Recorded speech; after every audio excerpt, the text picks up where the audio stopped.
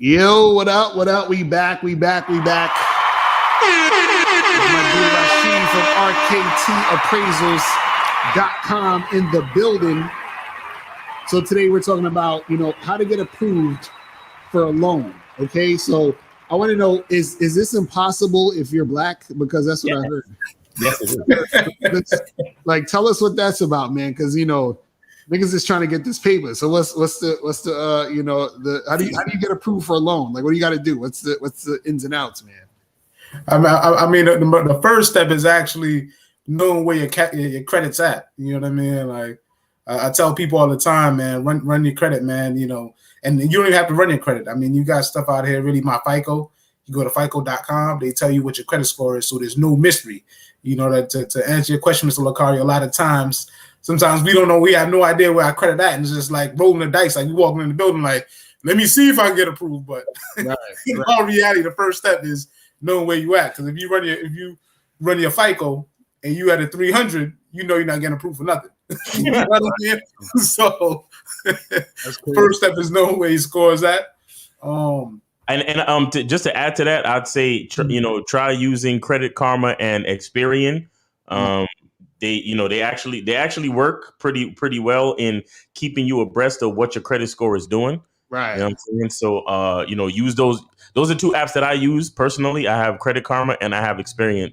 And so Experian only gives you your Experian score, and then Credit Karma gives you Equifax and TransUnion. So you literally get to have all three of your scores. You understand? And I have access to all three of my scores right now, and I'm doing pretty good. Yeah. So what you're saying is that if your credit score sucks, you shouldn't even bother to try to get a loan. Is that what you're saying? Yeah, you shouldn't. Correct. Correct. They just gonna laugh at your face. They gonna be like, they ain't gonna laugh if they're gonna laugh behind your back. They ain't gonna laugh at your face. They're gonna laugh at your back. I hear you, damn nigga. That's what they're gonna say to you. And the thing is, whenever you try to buy something like that, they also have to run your credit, and running your credit also kind of lowers your score a little bit. You understand? So it's like, if you're not going to get approved, you're better off working on your credit score or working on your financial situation before doing that, because you're only making yourself look stupid and you're lowering your credit score. You see what I'm saying? What should your credit score be to get approved for a loan? Like, what's like the minimum you would say? Well, I mean, the minimum that you wanna get a loan with is 600 and above. So that's where the interest rates, you know what I mean, it will be a little bit better. Still not necessarily great, but a lot better. Once you start going under 600, you typically get approved from 500 and above, depending on what you're trying to get a loan for. But once you're in the 500, if whoever does approve you, they're going to kill you with interest rates. So your payment's going to be double what a normal person would be. You know what I mean? 600 is when it starts to get a lot better. And then, of course, once you go into 700, where it's considered, 680 and above is considered good credit, that's when you start to get good interest rates, and everybody approve you with pretty good rates. Right. And to kind of piggyback off of what Miles was saying earlier on, it is true. So you're actually only really but you're considered making good credit decisions if you run your credit 3 to 4 times a year maximum.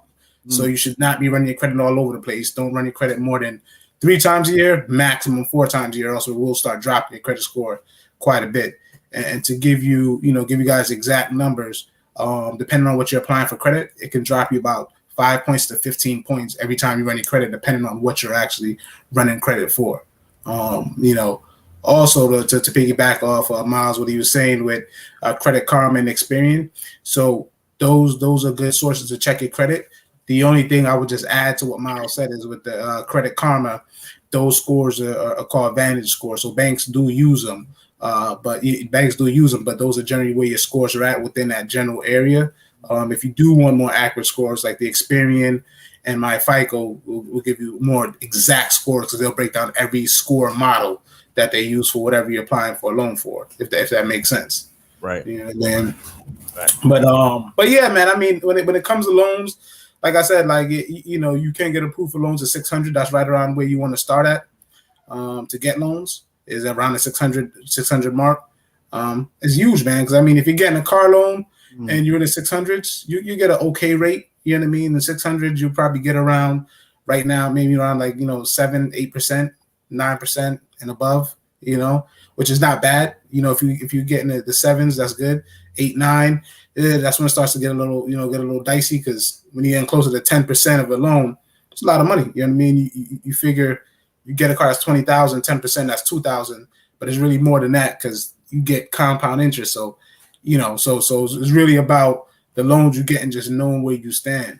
So yeah, like I said, like Mr. Locario was saying earlier on, if your credit's not where it needs to be, you should work on it. You should work on it, which is not a bad thing. But looking at your score before you get it pulled is way better, because you're not going to drop your credit score and you know where you stand.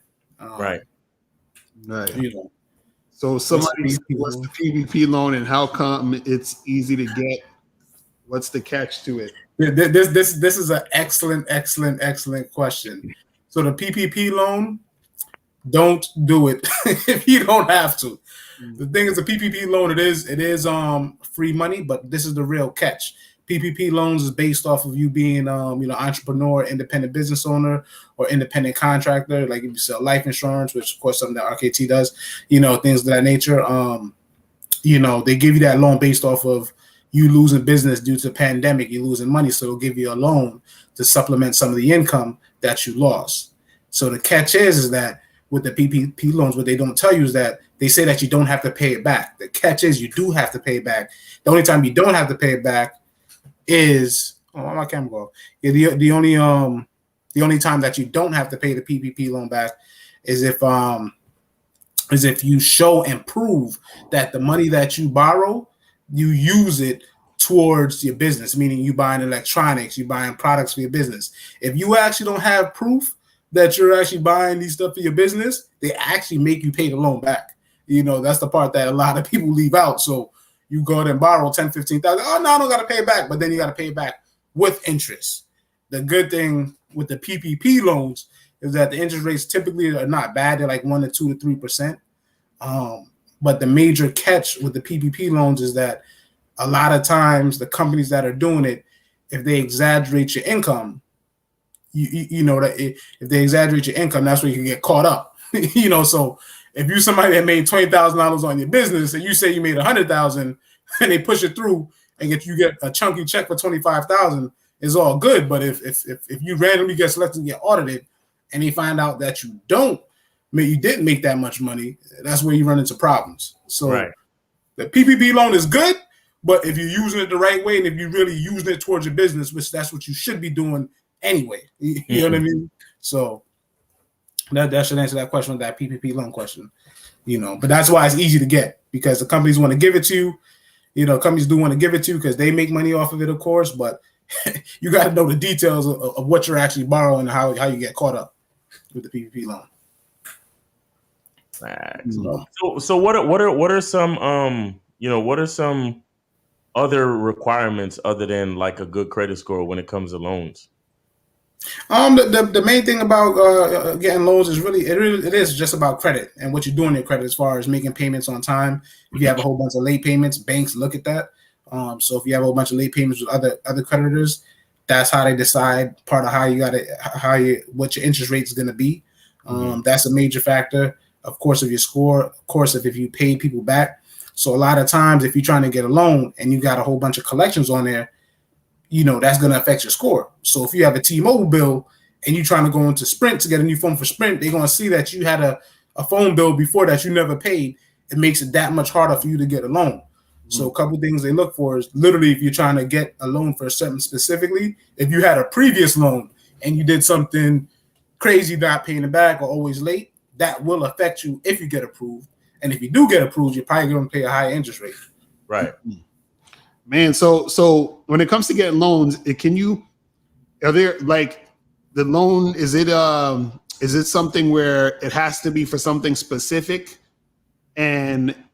or is it like I can get a loan for whatever? You understand what I'm saying? Like, because if a person's like, I never got a loan before, but I want to get a loan because I want to do this thing. Are there certain things that's off limits to getting loans for, or is this for whatever you want? So that's an excellent question, Mr. Locario. So to answer your question directly, if you want a loan, like you said, for something random versus something specific, you can get a personal loan. The truth is, though, personal loans from banks are the worst loans not the worst loans. They're the hardest loans to get. The reason why personal loans are the hardest to get is that there's no collateral, meaning that there's no incentive for you to pay it back. Because if you just get a personal loan, you don't lose nothing. Versus if you get a car loan, they know you're gonna, no matter what, try to pay the car loan because they're gonna repossess your car. Right. You know what I mean? Right. So personal loans, they make it way stricter for you to borrow money because they know that once they give you that money, there's no extra incentive to make sure they get their money back. So a personal loan, yeah, you could go borrow $10,000 from a bank, but they make sure your credit is A1 and you pay back your stuff on time. So personal loans are actually the hardest loan to get. They're harder than getting a house loan, a car loan, every other loan out there. So to answer your question, you can't get a loan for whatever, but those are the hardest ones to get. You can do it, but they're harder. But you know, auto loans and stuff like that, yeah, it is specific. So if you need, of course, student loans, you got student loans. You need a car, you got a car loan. You know, whatever you want to get a loan for, a house loan, you got a house loan. So those are the four main categories of loans itself. But yeah, that's pretty much a good thing as far as that goes. And the other part of your topic was how to use a loan. Can you get into that? Yeah. So how to use a loan is crucial, man. The reason why I say that is because paying off your loan. So let's start with a car loan. Keep it simple. Most people get cars. If you get a car loan and you know you have a high interest rate, what you want to do with that loan is pay it off a lot faster. So what does that mean is if your payment's like $400 or $500 a month, even though it's tough, if you could go ahead and pay, you know, an extra $50 a month, $60 a month, you add that over a year, not only do you pay off the loan faster, but you save a ton load of money on interest. So that means if you have a 6-year loan and you pay that extra $600 a year, you might pay off that loan a whole year early and save another $500 to $1,000 on that loan on top of it. So and that's why you don't know these loans. Go ahead, Mr. Go ahead. Before you finish, though, I want to say that, you know, remember when you say pay extra, that means make your regular monthly payment and then send in a separate additional payment. And remember to tell them, is this nigga sleeping? Who? Oh, you look like Lucario. Look like I'm looking like right at the screen. I'm looking down. That's why I'm not looking at the camera. That's why. Anyway, see, that's why I wear the shade so I can sleep and y'all won't know. But anyway, yeah, because a lot of times, you know, they tell you this as well, that when you send in that extra payment, make sure you identify and differentiate that the payment goes directly to the principal. Correct.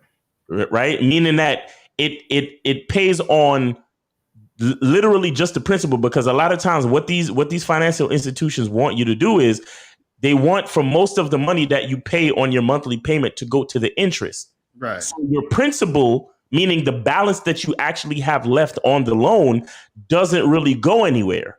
Right. You understand? That's exactly why credit card companies tell you, oh, all you have to do is make your minimum payment. And they say, oh, what's the minimum payment? You owe like $7,000, but they say, well, your minimum payment is $30. You understand? What happens is only like there's a small percentage that actually goes to the principal. So if you owe, let's say $7,000 on a credit card balance, and they say, well, your minimum payment is $30, you're going to send them $30. $5 is going to go to the actual principal, and $25 is going to go to the interest.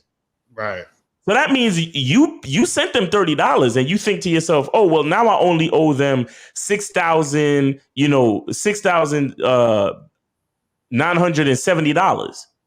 And it's like, no, you still owe them $995, $6,995, because only $5 from your payment actually went to the money that you actually owe. Everything else went to your interest. You understand what I'm saying? And for those of you that may not understand what I'm talking about, the next time you get your car note bill or any kind of bill on the loan, look at usually they show you the breakdown, and they show you actually how much money gets paid on the balance and how much money goes to the interest. Mm-hmm. And this is why all of these things are very important, because depending on how much money you're actually paying off, that gets applied to the principal, meaning the balance that you actually owe, that dictates how long it takes for you to pay off these loans. And truthfully, that's what a lot of these financial institutions want. They want you to take longer, because the longer you take, then that means they can still make interest on the balance. As long as you have a balance, they can make interest. That's why the interest rates are important. So if they tell you that the interest rates are like 10%, 15%, 20%, that means whatever the balance is, you're paying 20% of that balance. Right. You understand? The only time you're not paying interest is when that balance is zero, because 20% of zero is zero. Right. You understand? But as long as if you got $1 left on your friggin' balance, and you make the minimum payment, but not enough money, if all the money in your payment goes to interest, that dollar is still there. Right. You thinking to yourself, oh, I paid off that loan. And it's like, no, you didn't. You paid off interest on what's left, but you didn't touch the actual balance that you really owe. So like you have $100 in a balance, and then it's like 20% interest. So it's that like $20. Exactly. And if you give them $20, it's just paying for the interest, and then but your $100. Exactly. And the $100 is there. Exactly. That's terrible. And that's what these companies want, because they just keep making money on the interest, and you never actually pay off your balance. You feel me? And that's why the credit score is so important, because the lower your credit score, the higher the interest. And I love that take that both of y'all brought up, because that's the perfect example. So just to go off what you just said, Miles, if you spend $100 and you got a 20% interest rate, that means for the $100 that you borrowed, you're paying them back $120. So think about it. If you're paying them back $120 and your minimum payment is $25, you only paid $5 off of the whole thing, and you keep repeating that months and months and months. You'll see it. And my advice, what I tell people, and it shocks people all the time, is that it goes back to one of our previous podcasts. Read what you're signing and read your statements.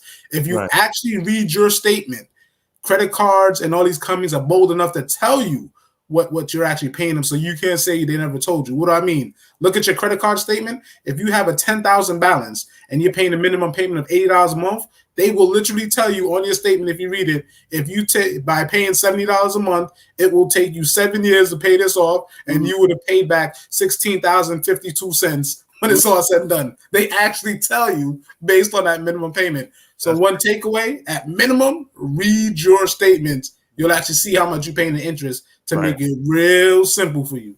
You know, isn't it crazy how the companies are able to make money off the fact that people are just like inconsistent? You know what I'm saying? Like they're betting on your inconsistency and your ability to be late with a payment for them to make money. That's crazy. Like that's actually the exact formula. Like they calculate risk factors and say, based on this person's credit rating, I'm going to make this amount of dollars. Literally, that's what it is. Think about it. That's why banks got overdraft fees. You already don't have the money, but they charge you a $35 fee. Right. It's all the same concept. I mean, it's crazy. And then I see a question in the chat that says, will a cosigner make the personal loan easier? No, that's false. It's a misconception. All a cosigner does is that if you were not going to get approved for the loan, they need somebody else to sign on to you. So just in case you don't pay them back, they can go after your friend or your family member, whoever cosigns for you. So it doesn't make the loan easier. It will get you approved if you're not approved by yourself, because now they got an additional person that's responsible in their eyes, and they're approved. So they'll say, all right, that's why so many parents take out loans for their kids. The kid can't take it out by themselves. But, your parent jumps on there. They know that you're going to be responsible as an adult and pay the loan back based on your credit. And to even clarify it even more, in that particular situation, they actually base the whole rate on the person who has the lowest score. So if your pops gets a loan for you and his score is 750 and your score is a 552, they'll go ahead and approve you. You would think that they're going to approve it based on, my pop score is 7. Nope, they're going to approve you off of your score, the 552. So they approve it off of the lowest score. So you get the interest, you get the highest interest rate, like Miles was saying previously. Right. That's facts. That's facts. Yeah, they do. They purposely imagine that they purposely take the lowest score. So it's like, what's the point of having a cosigner? You know what I'm saying? But it's crazy, man. It's crazy. Nah, yeah, you're right. Like a lot of people think that having a cosigner will make it easy. It really only makes it harder at the end of the day when you think about it. It only makes it harder. And like you said, they only choose the lowest score. So bringing in somebody else to sign, it doesn't mean that it doesn't even mean that they're going to take the average of the two of your scores. You know, it's like, it's just, they literally still going to take the worst score. And the only thing your friend is signing on for is that if you can't pay the shit back, then they're going to come after your friend. And then you might lose a friend if you can't pay your shit back. You know what I'm saying? So let me ask you a question. Collectors, fucking with them. So let's say you got a good credit score, you get a loan, right? For whatever it is, right? Then let's say you're late on paying that loan back. Like, let's say or let's say you haven't been paying, it's been piling up, and then eventually you pay it and everything is fine. Now, when you pay it all off, right? Does the late payments affect your credit score?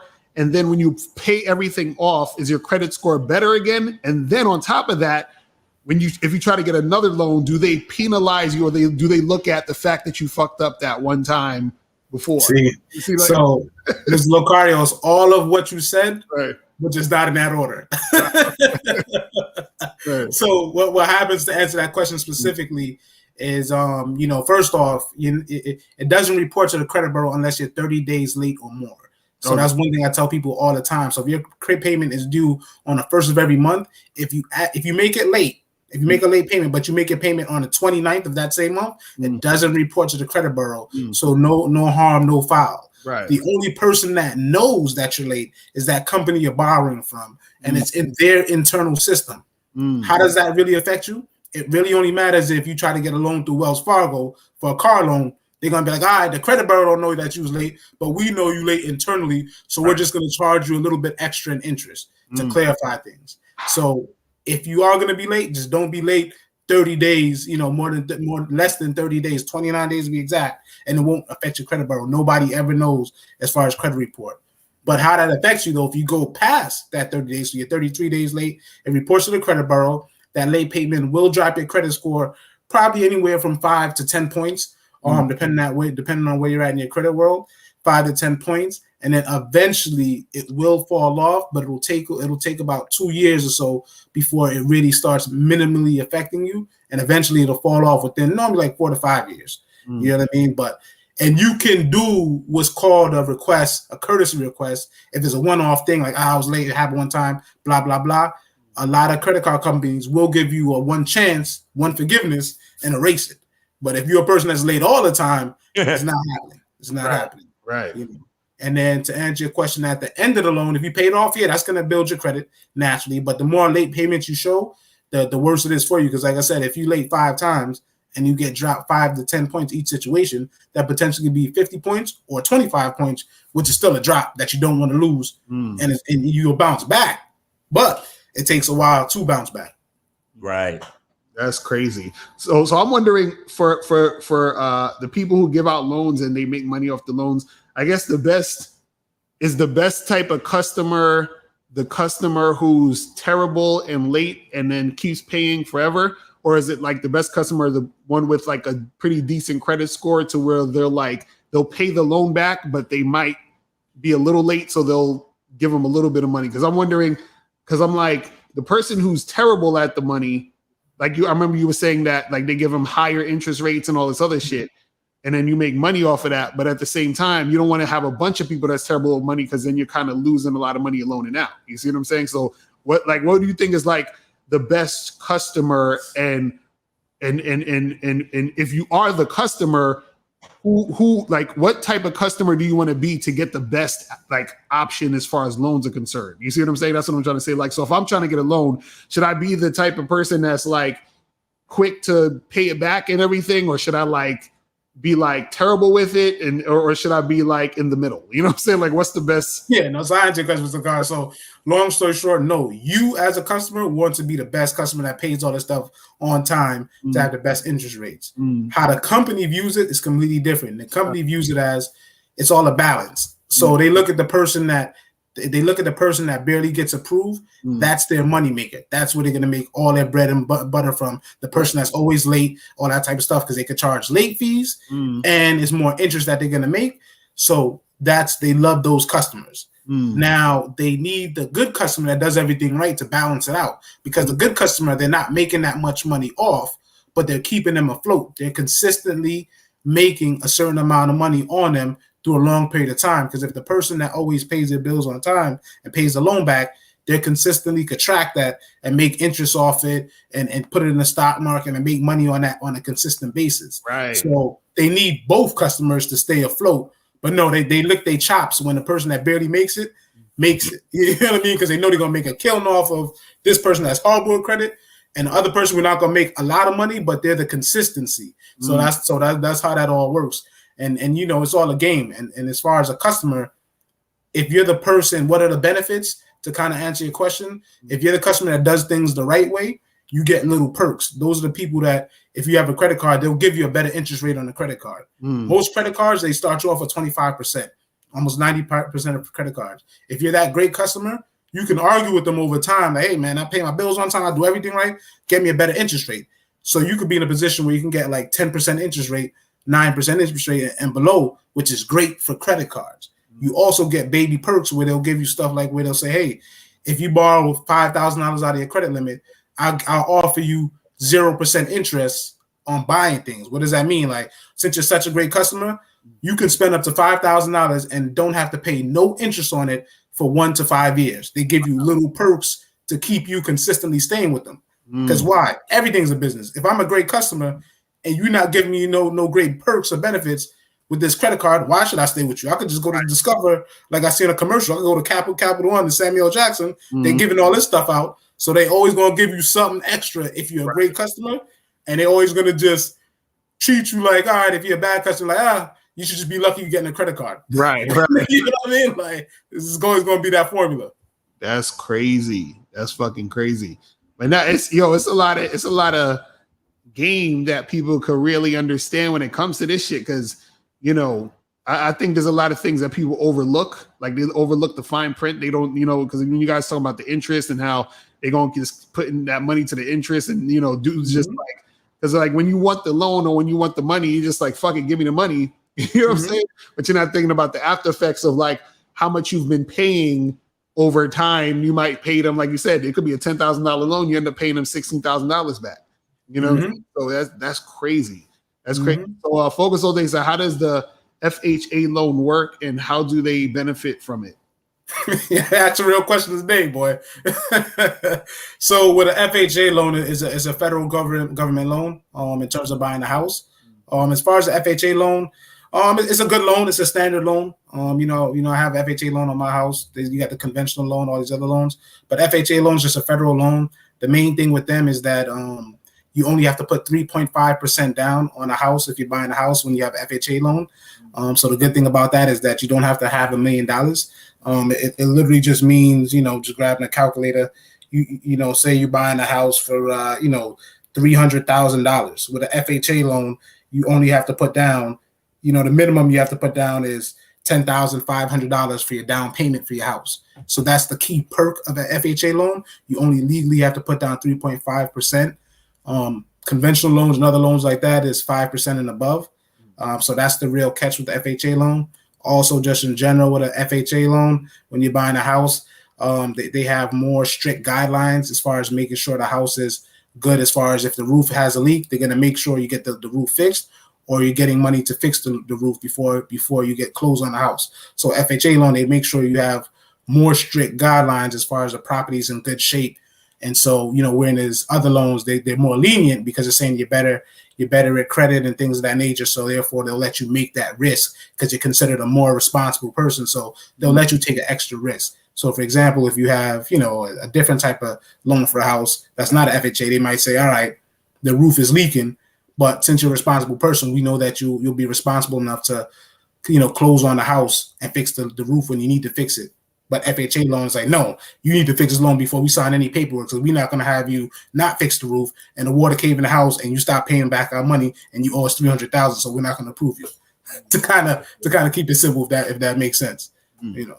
That's what's up. So I guess the last question we had, what's the difference between a bank and a credit union? Oh man, the questions today, boy. Yeah. So these are good questions, though, man. Yeah, I love it. A bank and a credit union, man. A credit union is more privatized. So with the credit union itself, they give you they give you better loans because they pretty much have their own type of guidelines. That's why if you use a credit union to get a car loan, they typically give you a better interest rate because, again, they're more private versus a regular bank is more federal. So they definitely give you better rates. You know, their guidelines are a lot easier. So a lot of times credit unions are primarily used for personal loans, and auto loans is where they'll save you a lot more money than a regular Bank of America or when you go to a dealership. So that's the main difference between a regular bank and a credit union. It's literally a union. It's literally like a union at your job. It's a union where, you know, they have certain rules and regulations that they put in place to protect the people. So that's why they're able to give you better rates and stuff like that, in particular car loans and personal loans versus regular banks.